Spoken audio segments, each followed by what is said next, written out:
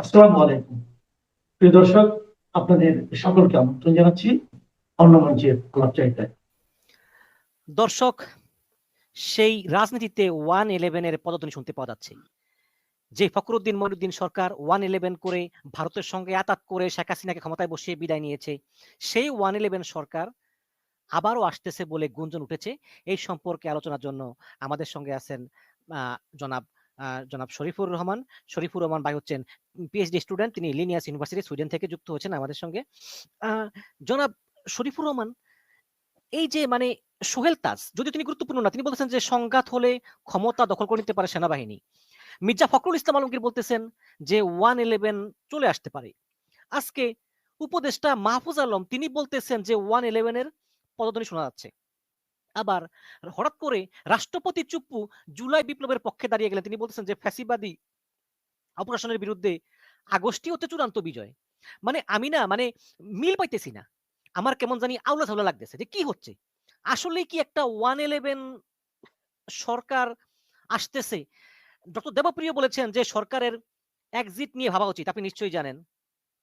আবার আ আ তিনিই বলেছেন যে এই সরকারের ভিতরে আরেকটা সরকার আছে। সব মিলিয়ে আপনার কাছে এই 111 সরকার আবারও আসতে পারে, এটা আপনি কতটুকু বিশ্বাস করেন? ধন্যবাদ মিশন ভাই এবং ধন্যবাদ শ্রোতাবৃন্দ এবং দর্শক মণ্ডলী। আসলে এরকম একটা গুঞ্জন উঠেছে।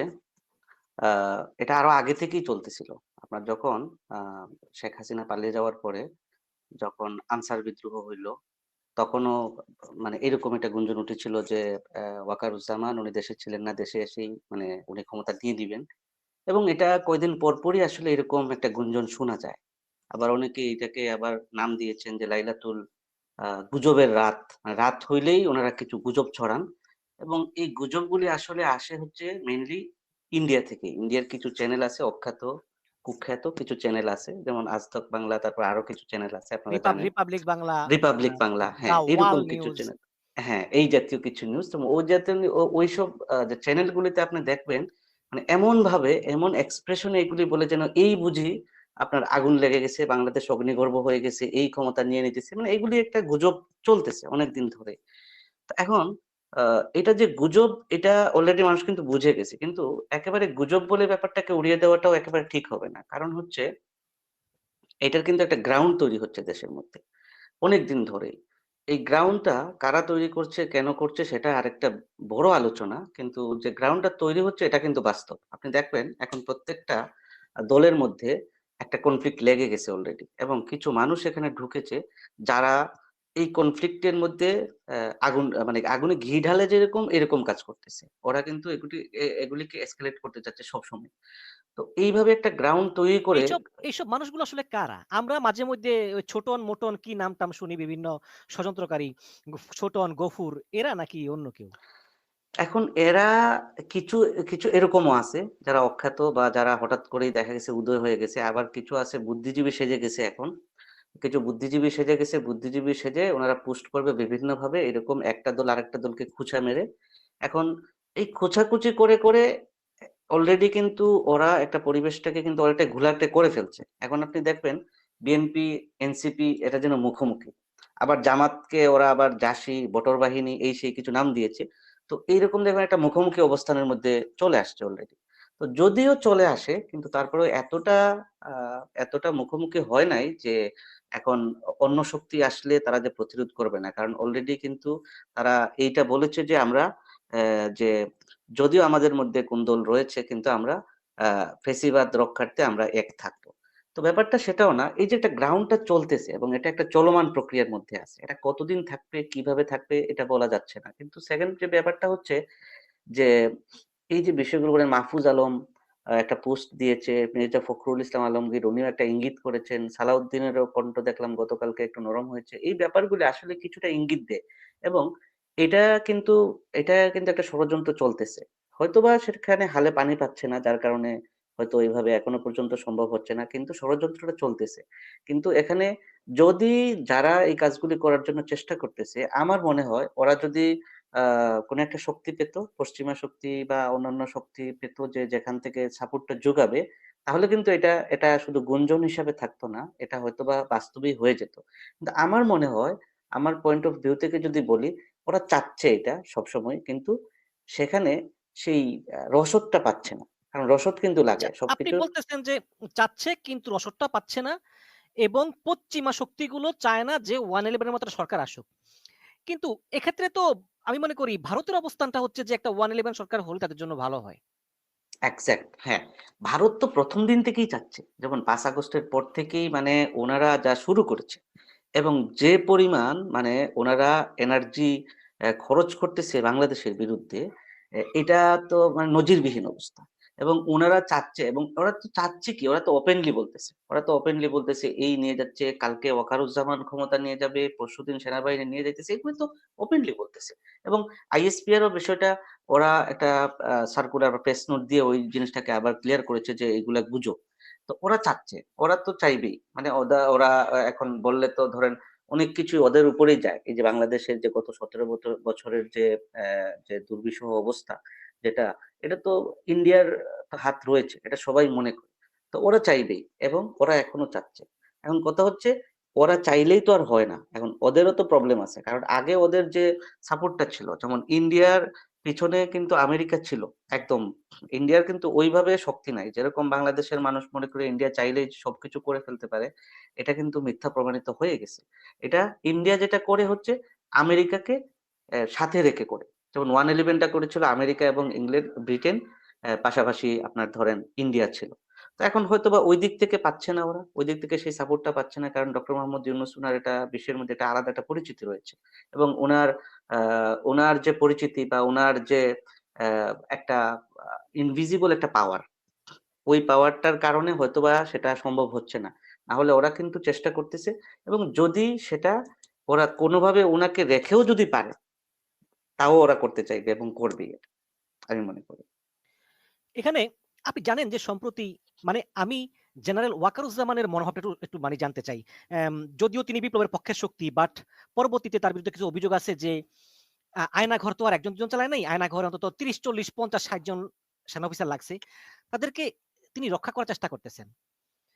যে একটা লোক উনার নামটা ভুলে গেছি। রেদওয়ান মনে হয় যিনি ওপেন ফায়ার করেছেন। হুম, তাকে শাস্তি দেওয়া হলো সামরিক আদালতে ভৎসনা এবং ৬ মাসের ডিমোশন।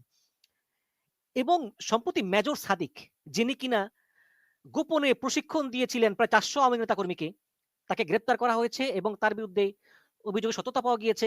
তার স্ত্রীসহ তিনি ট্রেনিং দিয়ে বেড়াতেন বিভিন্ন জায়গায় এবং তিনি হচ্ছেন আরেকজন আ মেজর জেনারেলের জামাতা, যে মেজর জেনারেল একসময় কুমিল্লা ক্যান্টনমেন্টের জিওসি ছিলেন। খুব পাওয়ারফুল এবং তারা গণভবনেও যেতেন। তো এরপরে পুলিশ করল কি? পুলিশ কয়েকবার আবেদন করেছে ক্যান্টনমেন্টে যে পুলিশ তাদের হেফাজতে ওই মেজর সাদিককে চায়। কিন্তু এখন পর্যন্ত সেনাবাহিনীর পক্ষ থেকে কোনো রিপ্লাই দেওয়া হয়নি। তাহলে এই যেই ক্ষমতার ভিতর আরেকটা ক্ষমতা। ডক্টর ইউনুস নেত্র নিউজের সাংবাদিক তাসনিম খলিলকে বলেছিলেন যে আয়নাঘরটা এতদিন পরিদর্শন করা সম্ভব হয়নি। সেনাবাহিনীর অনুমতি পাওয়া যায়নি। তো আপনার কি মনে হয় যে সামনের দিকে যদি একটা সিচুয়েশন হয় যে জামাত বলে যে আনুপাতিক হার ছাড়া আমরা নির্বাচন করব না। মানে প্রপোর্শনাল রিপ্রেজেন্টেশন ছাড়া।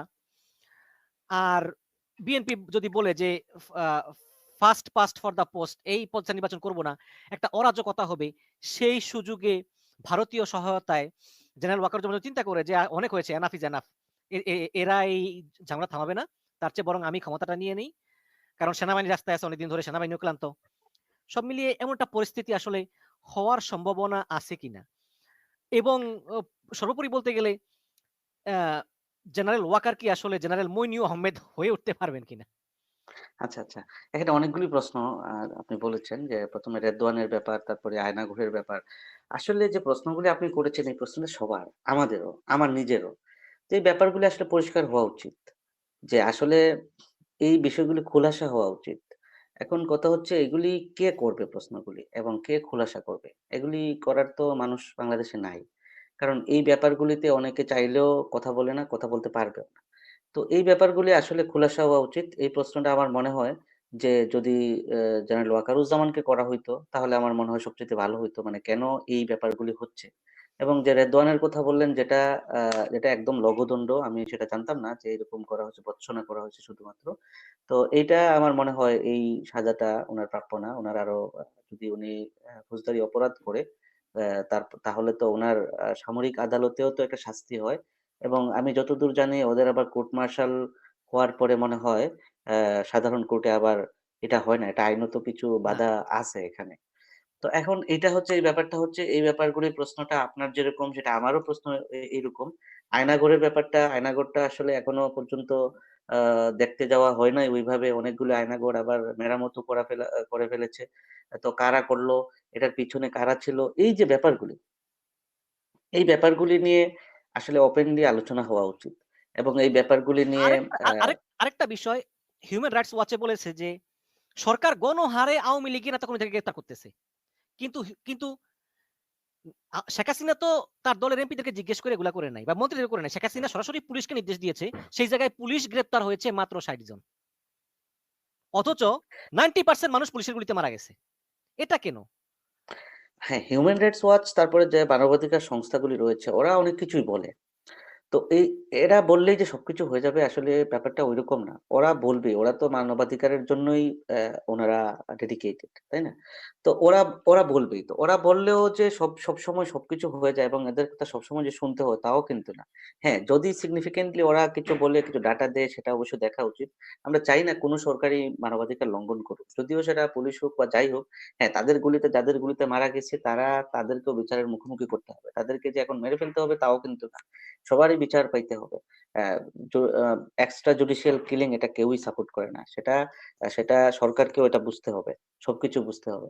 তো এই ব্যাপারগুলি যদি আমার মনে হয় সরকার এটা কগনিজেন্স এ নেয় এবং সেই ব্যাপারগুলি যদি দেখে যদি সেটা সেখানে মানবাধিকার লঙ্ঘিত হয়, সেটা পুলিশ হোক, সাধারণ মানুষ হোক, যে কেউ হোক, হ্যাঁ, তাদেরকে বিচার করতে হবে। বিচার করে তারপরে একটা শাস্তি দিতে হবে। বিচার ছাড়া যদি কাউকে মেরে ফেলা হয়, কারো মানবাধিকার লঙ্ঘিত হয়, সেটা আগের সরকার যেরকম করেছে এখন সরকারও যদি এরকম করে, সেটা সমালোচনা হবে। সমালোচনা হইতে পারে। কিন্তু তাই বলে যে আপনি একদম পুরো সিস্টেমটা উল্টে যাবে, যে এখন এরাও মানবাধিকার লঙ্ঘন করে ফেলেছে, এখন এদেরকে উৎখাত করে ফেলতে হবে। আসলে ব্যাপারটা তো ঐরকম না। তারপরে পরের যে ব্যাপারটা আপনি বলছিলেন যে যে যে জেনারেল ওয়াকার কি জেনারেল মইন আহমেদ হয়ে উঠতে পারবেন কিনা? আচ্ছা, হ্যাঁ, মইনু আহমেদ হয়ে উঠবেন কিনা, আসলে আপনার দেখেন আপনার কি মনে হয় আরকি? মানে আপনার দেখেন আপনার পার্সপেক্টিভ থেকে। আচ্ছা, আমি বলি। কারণ একটা জিনিস আপনি চিন্তা করেন মিশন ভাই, কারণ এখনকার জামানা অনেক পাল্টেছে। এখন আর আপনার ওই আগের দিনের যে সেনাবাহিনী ক্ষমতা নিবে, সামরিক শাসকরা আসবে, আসলে ওই ব্যাপারটা কেউই ভালো চোখে দেখে না। এবং বিশেষ করে যে এই গ্লোবালাইজেশন এর সময়ে এই ব্যাপারগুলি কেউই আপনার ধরেন এই ব্যাপারগুলিকে ওরকম অ্যাকসেপ্ট করে না। এবং আমার মনে হয় না যে উনারও এই ব্যাপারটা এরকম কোনো ইচ্ছা আছে বা এরকম কোনো কিছু করবে। কারণ উনি যদি করতে চাইতো আগেই করতে পারত। তাই না? এই ব্যাপারটা আমার মনে হয় না। তবে তাকে হয়তোবা যদি কেউ ফোর্স করে বা কোনো কান্ট্রি ফোর্স করে, কারণ এখানে অনেকগুলি শক্তি বিদ্যমান এবং এই শক্তিগুলি খেলতেছে বাংলাদেশকে নিয়ে। তো এরকম যদি কোনো কিছু এক্সেপশনাল কিছু হয়, তাহলে হয়তোবা এরকম হইলে হইতেও পারে। কিন্তু নরমালি জেনারেল মইনু আহমেদের মতো হয়ে ওঠার কথা না। আমি মনে করি না যে উঠবে এরকম। কিন্তু যদি এরকম যে বিশৃঙ্খলাটা সৃষ্টি হয়, এবং বিশৃঙ্খলা সৃষ্টি হইলে যে ধরেন সোহেল তাজের মতো কিছু লোক আছে যারা হচ্ছে আপনার ফায়দা হাসিল করার জন্য সবসময় পেতে থাকে। এরপরে আরো কিছু আছে, যেমন আপনি যে দেবপ্রিয় ভট্টাচার্যের কথা বললেন, তারপরে যে মাহফুজা নাম বা ওই টাইপের আরো কিছু লোক আছে। মানে যারা হচ্ছে যখন অনির্বাচিত সরকার আসে তখন তাদের একটা রমরমা ব্যবসা হয়, তাদেরকে আলাদা করে ফোকাস করা হয়, তারাই ফ্রন্টে চলে আসে, তারাই যেন সর্বেসর্বা হয়ে যায়। তো এরকম কিছু লোক যারা আছে, তারা হয়তো চাইবে যে এইরকম একটা পরিস্থিতি দাঁড়িয়ে যাক এবং ঐরকম একটা কিছু করুক। কিন্তু নরমালি এটা করা আমার মনে হয় বোধহয় ঠিক হবে না ওয়াকারুজ্জামানের জন্য। এবং উনিও আমার মনে হয় এরকম কিছু করবে না। কিন্তু সবকিছু তো আর বলা যায় না। হয়তোবা পরিস্থিতি যদি এরকম হয়, বাইরে থেকে শক্তি যদি আ শক্তি সাহস যোগায়, ভিতরের যে শক্তিগুলি যদি আবার ঐরকম করে উনাকে শক্তি সাহস যোগায়, আবার যদি দেখা যায় বিএনপি, এনসিপি, জামাত সবাই আবার ধরেন একটা কেওস অবস্থা তৈরি করে ফেলে, তাহলে সবকিছুই সম্ভব হইতে পারে। অসম্ভব বলে তো কিছু নাই। আমরা সবকিছুকে গুজব বলে উড়িয়ে দেওয়া যেমন ঠিক হবে না, আবার সবকিছুকে একদম মাথায় নিয়ে যে এটা হয়ে যাবে, ওটা হয়ে যাবে এরকম করাও বোধহয় সবসময় ঠিক হবে না। জি, অনেক ধন্যবাদ। এবং আমার মনে হয় যে এই সেনা শাসন বা 111 ঠেকানোর একমাত্র উপায় হচ্ছে বিএনপি, জামাত, এনসিপি মতবিরোধ থাকবে, কিন্তু জাতীয় স্বার্থে সবাই ঐক্যবদ্ধ থাকতে হবে। জনাব শরীফুর রহমান, আপনি খুব সুন্দরভাবে বিশ্লেষণ করেছেন। আশা করি দর্শক আপনার কথা মর্মার্থ উপলব্ধি করতে পেরেছে। আপনাকে অনেক অনেক ধন্যবাদ। আমাদের